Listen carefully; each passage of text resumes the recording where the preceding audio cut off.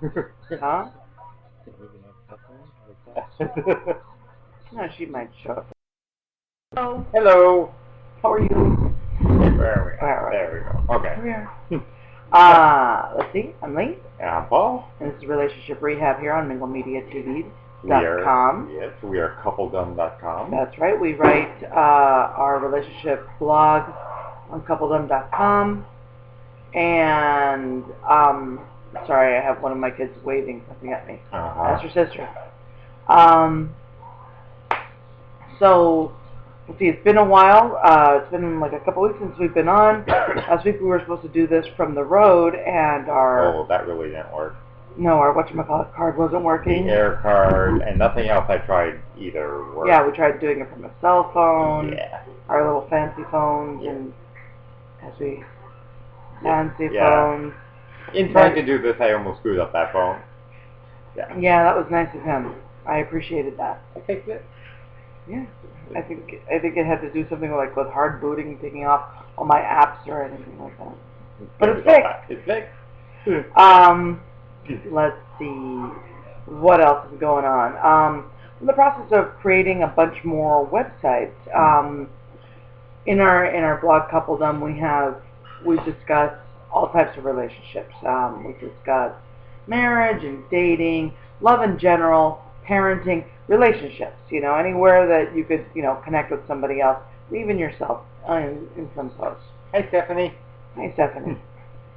And we're in the process of creating websites dedicated to things like parenting, sex, naps. Okay. The whole point of this, today's show is about traveling with kids. We just got back from, 10 days traveling with our kids? Yes, a 10-day vacation, and God, do we need a vacation. Yeah. I haven't slept since we've been back, and that was Monday we got back. I have slept probably a total of 6 hours in the last week, so. And we're just exhausted. I'm not sleeping too well either. No. And I don't know what that is, actually. I don't know what the... I know what mine is. Mine's, hey, perimenopausal crap, but yours is, I don't know what yours is. Yes, it must be menopausal crap. Yes. I don't know. Yeah. Anyway, so, what was I saying? Oh, yeah. So we're doing parenting website. That should be out hopefully by the end of next week or the week after. Sex. We're doing a sex one. Yeah. Wellness. Addiction. I don't know these things. I'm just like I said, I'm the face. This is the tech. Yeah. So he just tells me write that. Yes. So we'll be rolling those out all within the next month or so. Yeah. So lots of stuff coming up. If you do write on parenting or you're a parent and you like to write, drop us a line and see if we can get you on our new website, which we're very excited about. It's going to be parent-dumb, like coupledom, but parent-dumb. Yeah. So it's very exciting. Yeah. Yeah, I'm very excited about it. So traveling with kids. Yeah, we do. We live in Miami, Florida.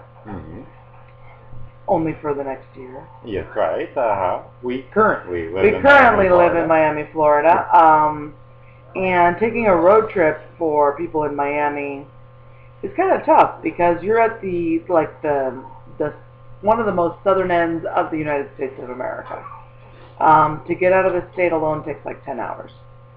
And it's kind of, we came from California, so it's kind of the same thing, but at least in California, you can go you can go east. If you go west, you're in the water. You can go east, and you're like in 3 other states, depending on where you live. Here, you go east, you fall in the water. You go west, you fall in the water. The only thing you could do is go north.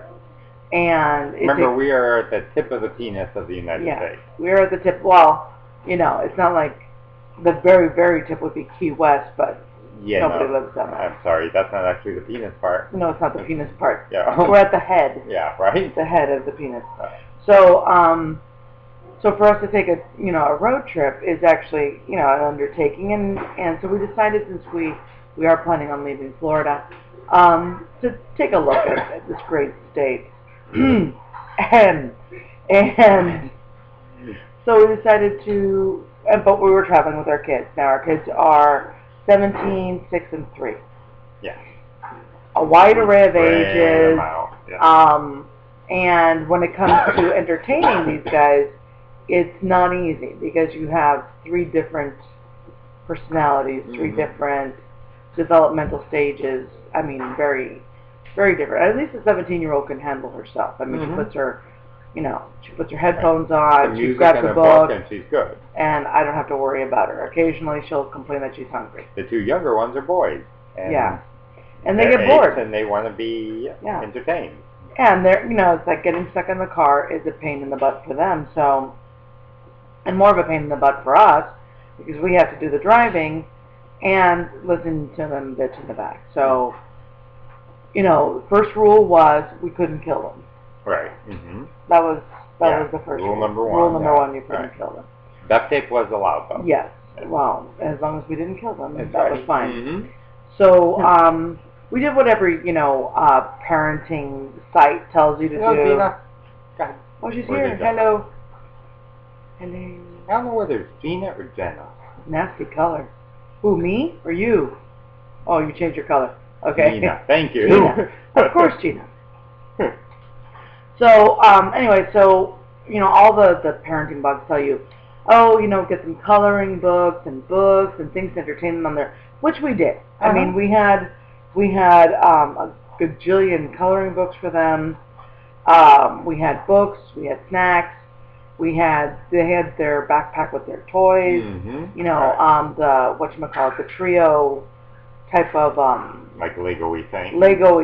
Right. Which are better than the Legos. I like them better than the Legos. I'm a big fan of Legos, but for those trio things they keep them entertained longer for some reason. They're more solid. Yeah. And they don't hurt as much when you step on them, which is always a plus for me as a parent.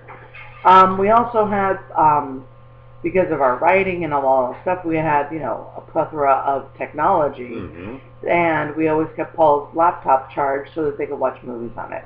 I hate the cars that have the videos in them, like in their seats and all that. We drive what do we drive? Dodge Caravan? Dodge Grand Caravan, where the seats turn into themselves. And they have a table in the middle. My problem with the TV, and it's not it's not like a therapist thing, a psychology thing. It's a me thing, because I have what I like to call TV ADD.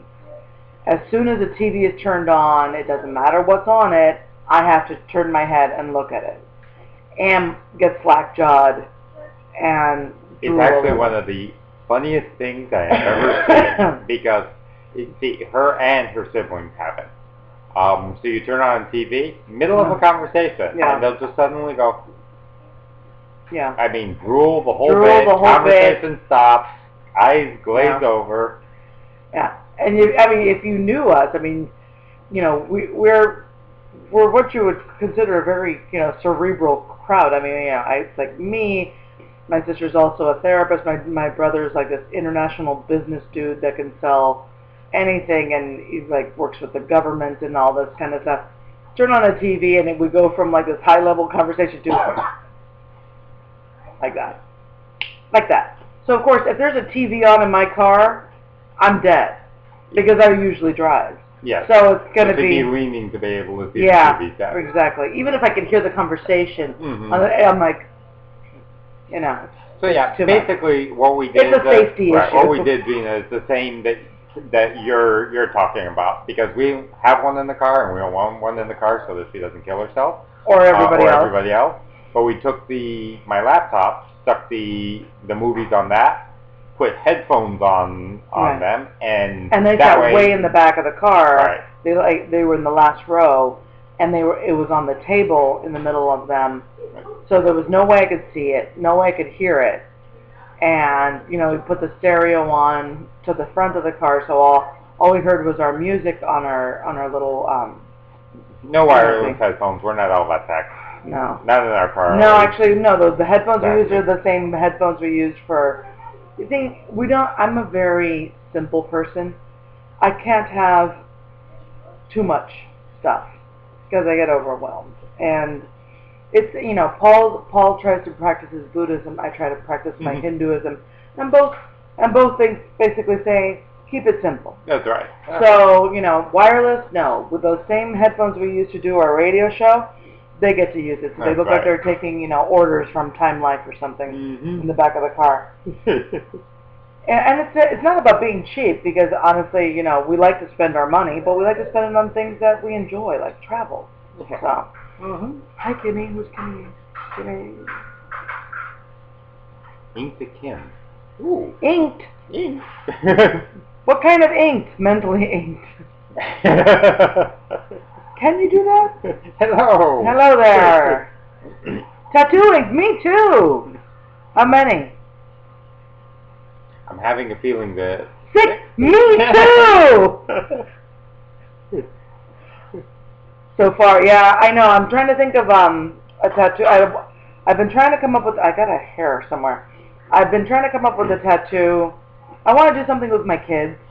I don't know why. It's like this mom thing, because everything I've done has been very personal to me. So, I want to do something with the kids. I mean, I have the 2 on the arm.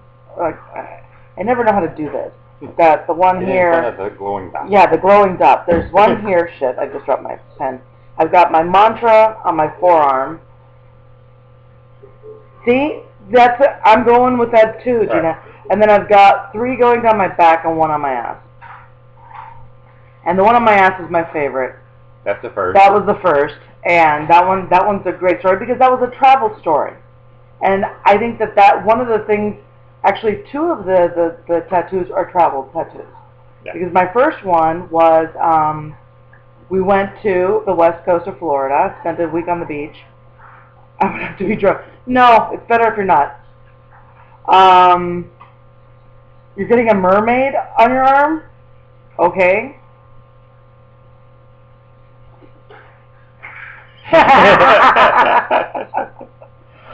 Okay, so my first one, we were on a beach. This was like years ago. This was like 10, 11 years ago. And my sister was getting divorced. My sister had just separated from her husband. She was getting divorced. And even though I was very happy that she was getting divorced, it was still weird. The divorces and people breaking up kind of shake your marriage a little bit. So we were on the beach, and you gotta admit that there's some modeling that has happened over your life, from your sister. I mean, your sister. Yeah, she's older than me. She's, whatever. So we're on the beach, and we were getting, not bored. I don't like to use the word bored, but it felt a little stale. I felt old, is what I felt. And we wanted to shake it up a little bit. So we're on the beach, and he's like, we need to do something to shake it up. And I was like, I've been thinking I want to get a tattoo. And this was back in 1997. So it was like 13 years ago. Now I remember when it was. And then he's like, oh, I really don't like tattoos because I'm thinking of getting a piercing. And I'm like, that's not going to happen with me. I got the ears. That's about as good as I'm going to get. And, the idea of piercing some things is like, oh, no, that's not going to happen. So I go, you know what? We're going to do this when we get back. So when we got back, we dropped off our daughter because that's the only one we had at that point. Right. And we went to Miami Beach, and he got a piercing. And, I watched that, which made damn sure I would never get a piercing because they pulled out his nipple, I don't know, like that much. I blacked out. I don't know what. Yeah. And then I got mine, and mine has a great story. The tattoo I did. Hi, Marla. You just stepped right into an interesting story. Yeah, I think she logged on right around, pulled his nipple. Yeah. The tattoo I got, well, when we first got married, I have this thing. And my new favorite TV show is The OCD Project. And I think I like it so much because I have, OCD tendencies. I'm not full-blown can be diagnosed, and I could say that, because I am a professional. But I do have a lot of tendencies. And, most people have the tendencies and whatnot. My thing is, I like to be clean. Now, I don't wash my hands 1,000 times a day. I wash them after I go to the bathroom, obviously, but I like to shower at least twice a day. because I like to be clean. And if, I do any kind of activity where, I get sweaty or whatever, there is definitely a shower after that. The whole thing is, smelling good and all that good stuff. But this guy here, since we got married, he would do things like lean over, like we'd be in bed, and he'd lean over, and he'd write in the middle of my back. I mean, the middle of my back, he would write, Paul was here, and then put the year. Yeah. So, like, we got married in 1989, so it was Paul was here, 89. Yeah. And as soon as he would do that, it would just freak me out, and I'd get up, and I'd be like, now I have to wash this off. And it's 10 people, I know, it was crazy. But it drove me nuts. I hated that. And this went on for years. Which, of course, just made it all the more fun. Yeah. Went on for years and years with this man, and I still put up with it, because I was committed. Mm-hmm. And so then when I went to get the tattoo, I figured, you know what? He'll never do this to me again. So I wrote on my butt, I had them write on my butt, Paul was here, infinity. So he never had to write on me again. Right. She was appropriately tagged. Yes, I was tagged. I was, it's like ink tagged. You don't ever have to write this on me again. And that's, no, I can't do that. Yeah, the belly one. No. Yeah, I know. With this kind of belly, I'm not gonna. No, the tongue too. No. Now I know why people have their tongues pierced. I'm pretty good at that without that, so I don't have to. I got the nipple pierced because of the sensitivity thing. I heard that it would make it even more sensitive, and I was okay with that. Responding to somebody else. Oh, not yeah. Just I'm like, wait, what the hell is he getting? I'm actually responding. No, for me, I mean, when I saw him get his nipple pierced, I swear that was like the moment I said, I'll never get that done. That's just, no. I must admit, I like it when people ask me whether it hurts. It's like, oh, didn't that hurt? Oh, hell yeah, they stuck a great big needle in my nipple. Yeah, it hurts. It was horrid. But anyway, my second tattoo, his first tattoo, we got when we went on an anniversary trip to New Orleans. Yeah. And we got an ankh at the base of like a tramp stamp, basically. We were both inked on our tramp stamp area. Mm-hmm. Yeah. Like a bullseye. For me. Not for you. That'd be yeah, that'd be bad. Anyway, so why were we talking about tattoos? I don't know. Yeah. We were talking about traveling at one point. It's bad for your teeth. What? Oh, the tongue ring. Yeah. It is very bad for your teeth. Mm-hmm. And then the belly ring, it's always, I mean, last time I went to get my tattoo touched up, I saw a big girl getting a belly ring. And no, that was just wrong on so many levels. I mean, she was a big girl. I'm a big girl. She was a big girl. And she was getting a belly ring. And I just said, this must be some sort of joke because that's wrong. That just looks wrong. I don't even like it on like skinny girls, so yeah, I'm not much for adornment. Maybe a bindi, but I'm not going to get that pierced. I'm not going to get my forehead pierced on that. I have a fear that, like, when our daughter goes to college next year, not this coming year, but the year after next, she's going to try to, like, pierce stupid things and end up looking stupid. Yeah, whatever. Yeah, just as long as it's not one of those hoop things. Yeah, well, right. Most of the things we can spackle close. Yeah, that's fine. As long as it's something that can close up. So, who are we? Where are we? This is Lee and Paul from Coupledom.com doing relationship rehab on MingleMediaTV.com. It's kind of rambling today. Usually we're really more on point. We are just so incredibly exhausted. I mean, this trip was so... We did like something like 1,500 miles in total. It was 8 days, 1,500 miles. We went to Tampa, Gainesville, Marianna, Florida, Valdosta, Orlando, and back home. Right. And that sounds like a lot, but it was more than 8 days. It was like 10 days, actually. And it was a lot of stuff, but we also, we did like a couple days at the beach. We did, and we got to see caverns and all that cool stuff. And in Orlando, we basically, went to the movies and chilled. It wasn't like we did, theme parks or anything like that because we weren't being crazy. going to Orlando for us since we live in Miami, and because we have, our nephews in Orlando, and the family has like a condo there. It's more like a relaxation thing, but still, having the kids, with us all the time makes it hard. It makes it, it's harder to just turn off completely. And that's one of the things I think parents forget. It's like, oh, we're going on a vacation and we have our kids with us. As a parent, you can't really turn off your sensors. One of the, we know that we sleep differently if the kids aren't with us. We know that we sleep deeper. We know that we don't keep that one eye open just in case one of them makes a squeak or something like that. And when we're on vacation, we end up sleeping a lot deeper, a lot longer. Right. We're on vacation, just the two of us. Yeah, when it's just the two of us. Yeah. And with them there, I told my parents, they came over, we got home Monday night, they came over Tuesday, and I'm like, look, I need to go today to the proctologist or something, because the kids are so far up my ass, I can't even sit straight. Oh, yeah. And the thing is, once we got back, then it was them sitting on us and like laying on us for like the first day. And it's like, dudes, we're not even in the car anymore. We're not in the hotel room. Get away from us. Gina, you've got 5 kids, right? And you said that you travel with them. Do you stay at hotels? And if you do, how do you do the rooms? I mean, do you have all of them in one room, or do you get a couple of rooms? Because in our case, we all were in one big room, which makes it even more up your ass. Up your assness, right? Yes. There are even more little hemorrhoids. Yeah, one room. Yeah, I mean, unfortunately, travel's built for families of 4.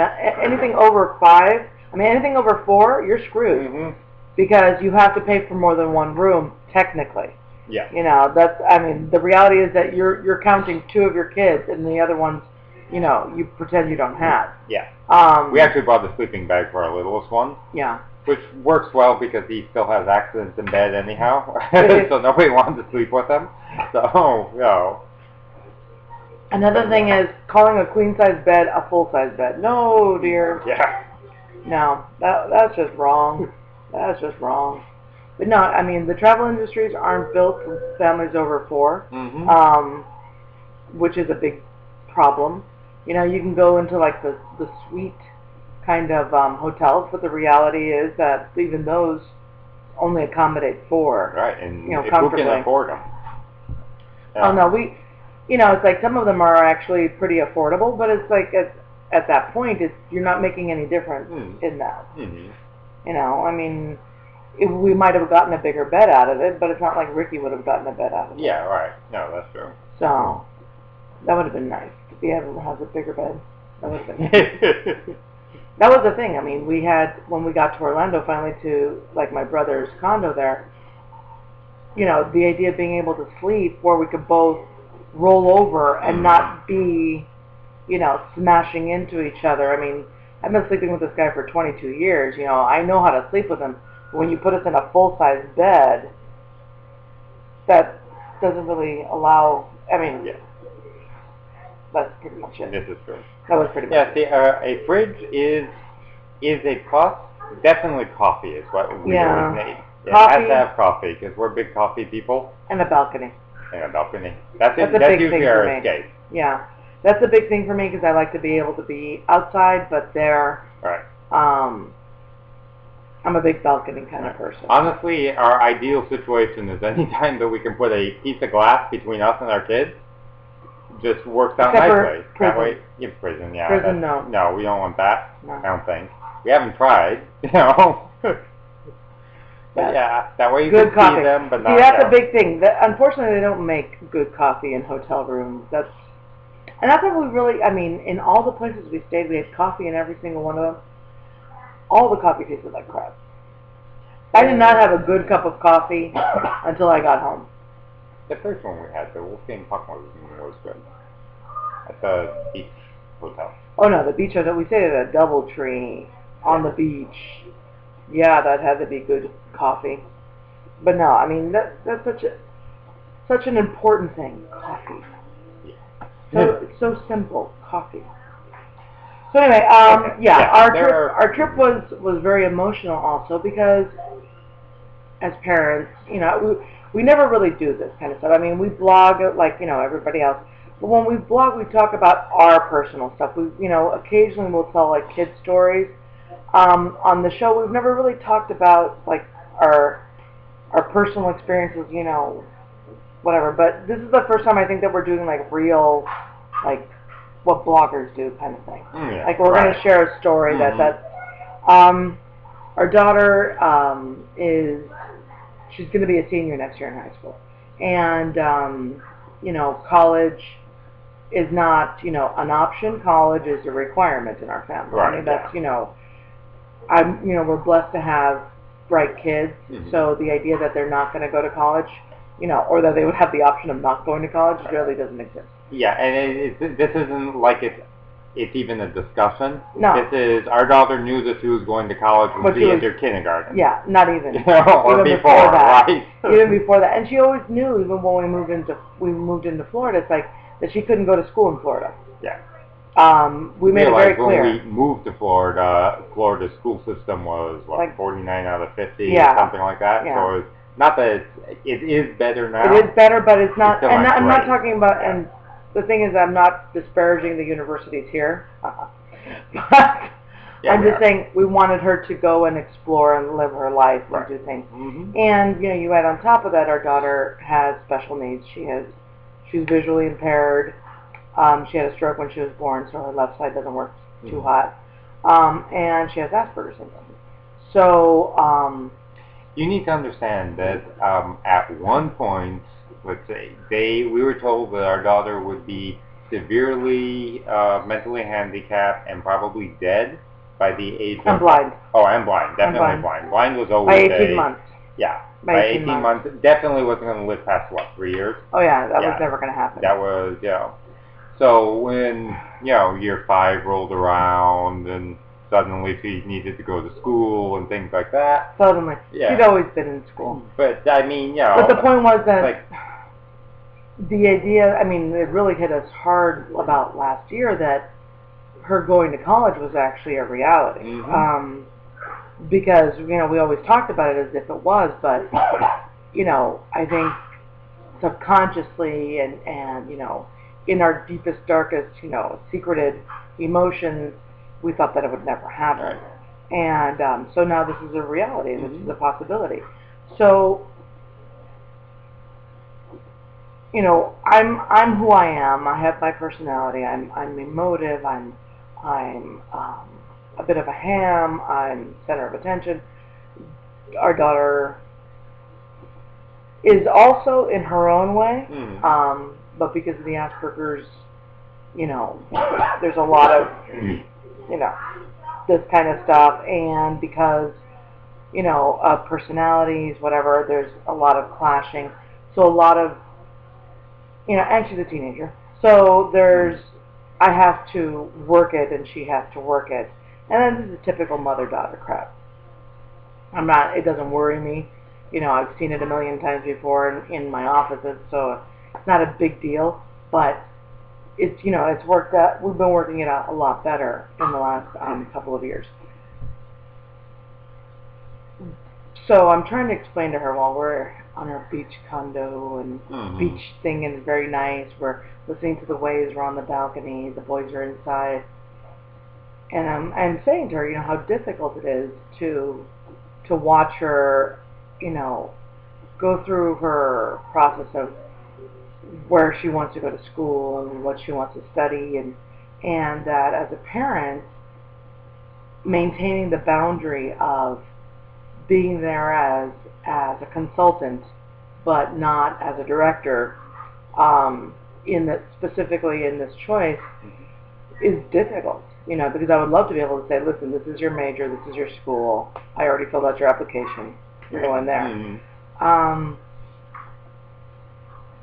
And so, because one of the schools that she was thinking of beforehand was a school in California, UC Davis. And we were very happy with that because we plan on moving back to California in a year. Right. So it would have been great, we could move back, all of us move back to California, She would go to school there. We would be close, and it would be great. She's far enough away that she lives her life, but we're close enough that in case of an emergency or we whatever, could see her like within an hour. Right. Grab a plane. So so I tell her this, you know, I'm like, okay, you know, I want you to understand, you know, it's that we're trying really not to influence you one way or the other. You know, yeah, we're happy with UC Davis, but, you know, it is your life. And I go, so you're happy with, you know, UC Davis? She's like, no, not really. And I'm like, okay, so where do you want to go to school? At this point already, I've already got, like, my heart in my throat. I'm like, oh, God, we should want to go to Davis. What does she want to do? She goes, yeah, I'm thinking Louisiana or North Carolina State. And at that point, I think she kicked me in the stomach and punched me in the face because I'm pretty sure that's how I felt. It was like that, oh, well, you know, and it's okay. I'm sharing my feelings because I want people to know this is a normal parent reaction. Mm-hmm. You know, parents, for some reason, you know, we've got these people writing out there and saying crap out there that we're not allowed to have our own personal feelings regarding things. Right. You know, my first feeling with that was, oh shit, she ruined our lives.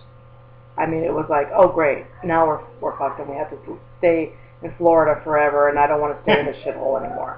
I mean, seriously, went through my little victim shit, you know, and I could say this because, you know, I process things and I'm not ashamed of, you know, these are feelings.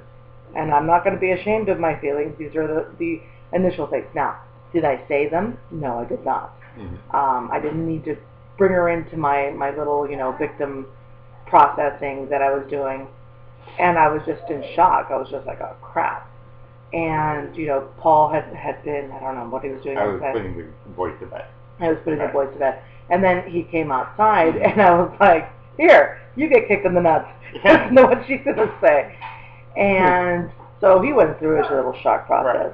Right. Yeah. And with me, it was, well, for me, she started out with because she was going for vet school and doesn't really want to do vet stuff. So in my part of the conversation, she changed her major.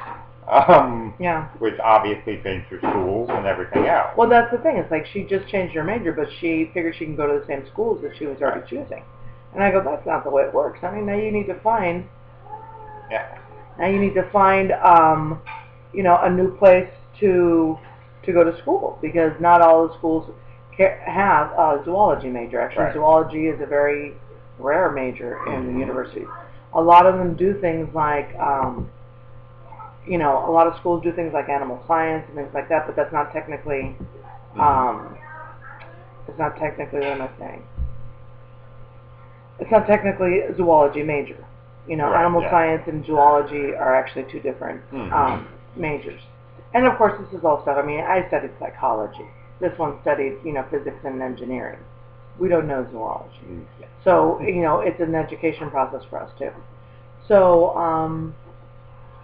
the whole point of telling the story is this is all about relationships, you know, and one of the beautiful things about traveling with your kids is that you do get the time to have those deep conversations and keep the conversation going. Right.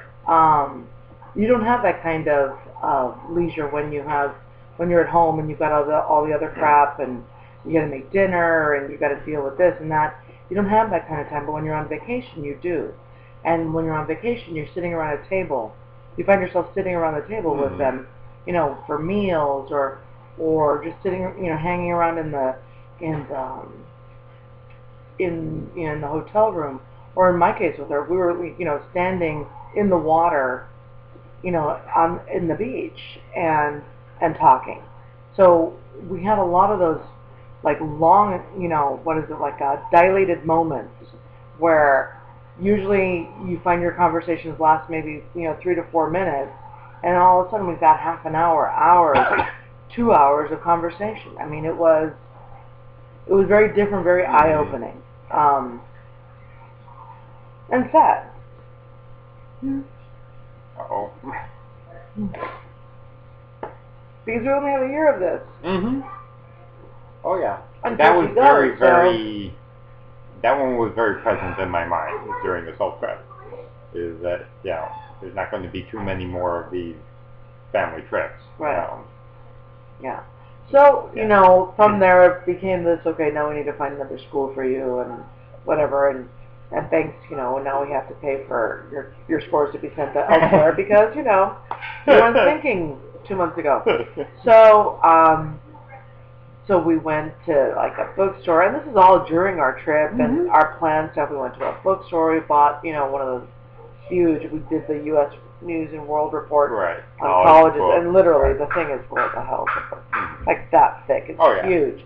And the funny part is that zoology, without animal science, there's only that many schools with those majors. I mean, and I'm talking about a list, not that many schools like in terms of, it's only like a good 8 schools in the whole nation that have zoology majors that aren't animal science majors. So, but again, because we were on vacation, we got to talk about things. Yeah. And one of the things that came out right away was if she's going to be a zoologist, then she's got to be thinking PhD. Yeah. You know, but there is no, you know, oh, I'll maybe I'll stop after my bachelor's and see what that. No, it's like, what are you going to do with? But I'll be honest, with us as parents, there was never any idea that she was just going to end at a bachelor's. True. Yeah, right. But I could see her, you know, like the minimum of a master's. The master's and the PhD. But the minimum was a master's. It's like you have to be like mom and dad. A minimum of a master's and you're done. Yeah. But no, she needs a PhD. She needs a PhD, right? A master's won't even cut it necessarily for zoology.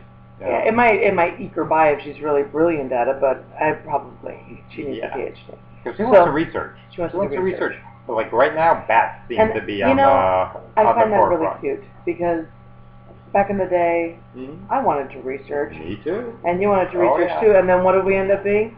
Yeah, this right here, personalities. Because researchers don't have personalities. I thought that I didn't have personality, and all of a sudden I was like, oh no, you're a better therapist than you are a researcher. I'm like, oh, okay. See, I thought that I was going to be doing research in a gray basement laboratory, or deeper than basement. Yeah, a good like the Large Hadron Collider that's you know miles under the ground kind of thing. A good CERN one. Oh yeah. Very special.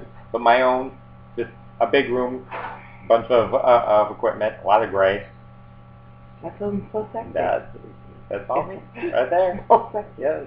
And then I touched the boob and decided that, I like people. Yeah. You like boobs, is what you like. Right. You like the titties. Right. So went through the schools, settled on 4 schools. One of the schools, North Carolina State, is still in the running, but harder for her to get into. And it ended up after all that you wanted to be a researcher too. Yeah, everybody who studies psychology wants to be a researcher first. So then you find out, hey, wait, I'm pretty good at the other stuff too. But then, so then schools she settled on are North Carolina State, which is like her Harvard choice, University of Hawaii, which absolutely not, Colorado State, which probably she's not even going to apply to because she can never remember it, and Cal Poly Pomona. Now, anybody from California who's listening here? Is anybody like who's watching this from California? You'll go check on her. Nobody's from. See? Anybody from Cal? I'm in SoCal. Okay, so you know Cal Poly Pomona. Or at least know where Pomona is. Yeah. So Cal Poly Pomona. Yep. Cal Poly Pomona. I mean, as soon as she said the words, I was like, Cal Poly Pomona. That's where all the geeks go to. I wanted to go there. I mean, Paul and I are both from Los Angeles, born and raised in Los Angeles. We are California kids. Paul majored in, he started school as a mechanical engineer, and he wanted to go to Cal Poly Pomona and ended up at Cal State Northridge. I went to school at Loyola. We knew Pomona because that's where all of our engineering students would go to graduate school to Pomona. Right. Now, I have to admit, almost everybody that we've told the story to, all of them want her to go to Hawaii so that they can visit her and check her out and make sure she's okay. When nobody really wants to check her out in Pomona, though. Yeah, I'm sorry, but the pictures are very lovely. Because I'm showing her the pictures on the website, and I'm like, this isn't Pomona. I remember Pomona. It doesn't look like this. But I will really make, thank you, Gina. You're such a sweetie. Right. I mean, it's, Hawaii is all great and good, but a lot of their zoology is based on marine biology, and she doesn't really like marine biology. She likes land mammals, and that's her big deal. And so then at the end of everything, after all of this, and this is why the story is being told. One of the things in parenthood that we get stuck on is the idea of change, the idea of, this is, the upheaval, and what we do, because as human beings we kind of fight change. We do that naturally because it's like if you think of us as biological organisms, which we are, we like to stay in stasis, we like to stay in balance, we like to stay, pretty much status quo. And the funny thing is that our personalities, it's like our natural system wants to stay like this. Our personalities, though, get bored. So we try to spice things up. But it is normal for relationships to find a balance, to find that boredom, that a good place in the middle. When in parenting something disrupts it, and then you're no longer, balanced, and you're off to one side, let's say. And you want to find the stasis again, so what we tend to do is we leave the subject. We decide to say, you know what, I'm going to ignore this crap. And this is how we deal as parents with a lot of the issues that our kids bring up, especially as they get older. We decide, you know what, I'm just going to leave this. This one is too hot. I got to leave it alone. And unfortunately, and because they're older, and they're already in their angst and all that other crap, they're okay with that. They don't want to deal with us either. Yeah, right. But unfortunately, what that does is that actually separates you and your kid more, okay? And that issue that's left floundering there stays floundering, and it's got to be dealt with sometime. It's got to be dealt with. So then, but we leave it, and then when we get back to it, then the initial ickiness is still there. So then we tend, and that becomes a point of contention. And it's like it's been stigmatized. Right. If we look at relationships with our parents when we're already in our 30s and 40s, the issues that arose during these late adolescent years, 16, 17, 18, 19, stay with you forever. Now, yeah, sure, they traumatize you when you were born and all the way through, but those are the ones that make you decide whether or not you're going to go visit them on Christmas. Those are really the issues. The issues you create during those years are the issues that stay with you. The ones that make you go, God, I remember when I was going to college and my parents blah, blah, blah. That's the one. And when you were in college, those are the ones. So late adolescence is really when we decide, this is how much I'm going to give my parents when I get older. Okay? That's where you make the belief of, I can't have a relationship with my parents when you get older. So this is why as parents, it is so important to keep those years, those issues as clean as possible, as settled as possible, as balanced and static as possible. So you find the resolutions and you find the happy place at the end of it. Even if it's something that you don't like, if she ends up in Hawaii and I don't get to see her that often, whatever, I gotta make do because it's not my future. Yeah, right. Yeah. And right now, the way it's looking, because we want to live in Running Springs and Big Bear, she'd only be an hour away from us. Oh yeah, at Pomona. Pomona's our number one choice. Yeah, luckily that one, without even us having to push, ended up rising to the top, and we were very this happy is with that. really where God smiled on us and goes, Davis is a little too far. Yeah. So here's Pomona, and that one will be an hour and 15 minutes away from us. So we could have her close, but not too close. So yeah, driving to Hawaii is a pain. And there are big bugs in Miami. Hell yeah! Yes, there are. Yeah. Frickin' palmetto, and they fly. That's what they fly. Cockroaches back in LA, they don't fly. I don't want to go to Florida, but it won't stop me. Gina, you can come over anytime you want to. We'll switch. Yeah, right? Oh yeah, they fly. They have wings. Would love to have you guys back here. Yes. Thank you. Who is this? Who is Divine MSM? Which one was that? Marla? No, it's this one. Yeah. Is that Marla? I don't know who she is. Yeah. With the bears and deer. Just on a side note, that is because I'm born and raised in California, and I understand, the bears and deers and rattlesnakes and that kind of stuff. That. I mean, not that I'm, I'm going to go taming a rattlesnake or anything, but they make sense to me because, I'm used to the idea. I moved here. Now, there's a lot of wildlife here. A lot. But they're all what I consider weird, oogie things. Alligators and things with, eyes that float on top of water and then try to eat you. I don't understand those. So I won't get anywhere near anything. I don't do water or anything anyhow. This is true. So I won't get near any of the wildlife here. Yeah, and of course we live, in Miami. Whereas you live in Los Angeles, and Los Angeles is mostly reclaimed desert. So right. We lived in Torrance, and I think that the most nature we had was the occasional bird and snail. This is true. But we didn't really. I mean, the bugs were minimal at best, and we didn't have much nature at all. Right. Any nature we had is because we planted it ourselves. A very beautiful area. I'm not saying that it's not. I'm just saying that. But here we live in nature so much so that it overgrows anything that you're at. So it's always trying to overtake anything that's grown, anything that's built. So you have snakes and rats and bugs and all kinds of bugs. I mean, we were at a friend's house in Plantation last night, and June bugs. I don't know if you've ever seen what a June bug is. It looks like a really fat beetle thing that just flies and hits things. Because I think they're blind or something, but they're always bumping into things, and they make loud, like, bumblebee noises, and they smack into things. I killed 2 of those things last night. Why? Because they kept hitting me. You don't hit me. Yeah, that's right. You hit me once. Yeah. That's it.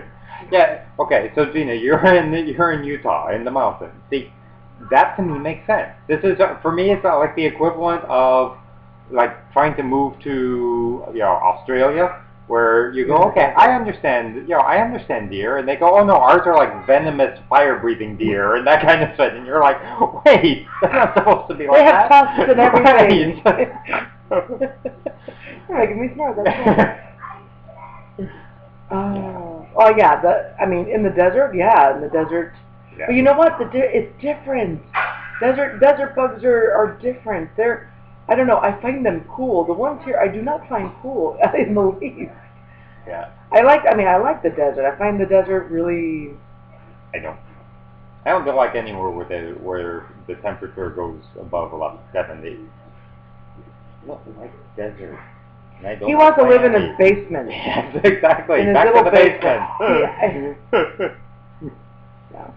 Yeah, bugs. Vampire. Yes, bugs that are bigger than your hand. If you stomp on a bug and then lift up your foot and that thing is still running, then get the hell out. Okay. That's not a bug. That's not a bug. That's not a bug. Right, then you may not win.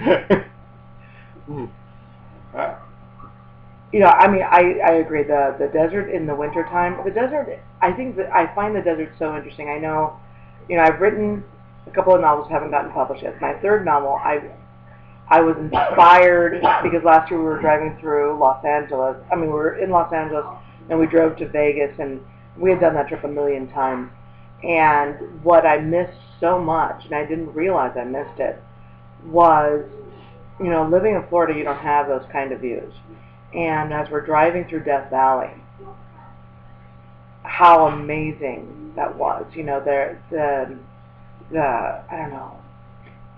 The energy, the whole mentality of Death Valley, why it was named Death Valley, for me was just like my brain just started whirring, and so my 3rd book has a whole chunk on Death Valley and all that because I love that there. I love that stuff there. I think that's really cool. Yeah, so let's see, where are we? Oh, we're at 12:50 already. Wow. Yeah.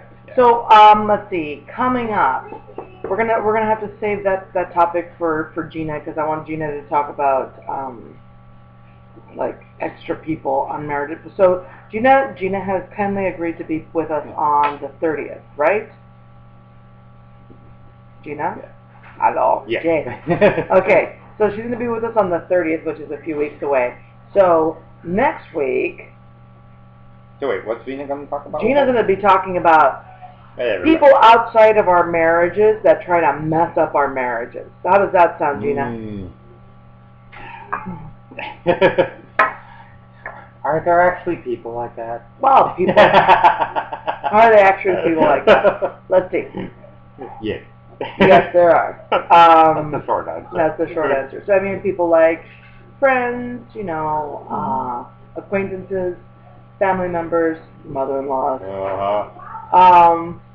No, I don't think that my mother-in-law has ever actively tried to hurt our marriage, but there were years where I think she was campaigning subversively against me.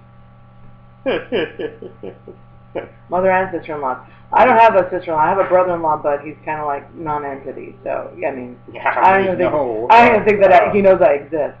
I think he just figured, oh yeah, she's here. But yeah, no. I think that my mother-in-law was campaigning subversively against me, but would never actively say, oh, get rid of her. Mm-hmm. It was just, everything was my fault. Sure. Yeah, no. Oh yeah. My mother-in-law is a lot more, what would you say? Less bold, more pathological about it. Subtle? No, that's not subtle. Yeah. More pathological. She's not subtle. She's as subtle as a hammer is subtle. She's just, she makes it more. I mean, it's less belligerent and more subversive. It's passive aggressive. It's subversive. It appeals to the rescuer. I mean, you poor thing. I mean, there's a lot of that. There, in our early marriage, there was a lot of, oh, look at what you're doing to your mother-in-law. I wasn't doing shit. I was a frickin' saint. I have always been a saint around her. See, that's my mother-in-law loves me. I think my mother-in-law loves me more than she loves her. That's true. So that's the 30th. I look forward to hearing the stories. Yes, yeah. She has good stories, too. She has good stories, yes. Well, there's a fat kid. Yeah. Fun. So what are we going to talk about next week? Do we have any idea? Next week. What am I talking about? Oh, we're talking about what love is. We talked about love myths a couple weeks ago. Mm-hmm. Next week we're going to talk about what love is. And a lot of people have such a warped idea of what love is. We've been writing about it this week, and we're going to write some more about it next week. About what love is, what are the components of love. And these are things based on research, and dispelling, continually dispelling the myths of what love is.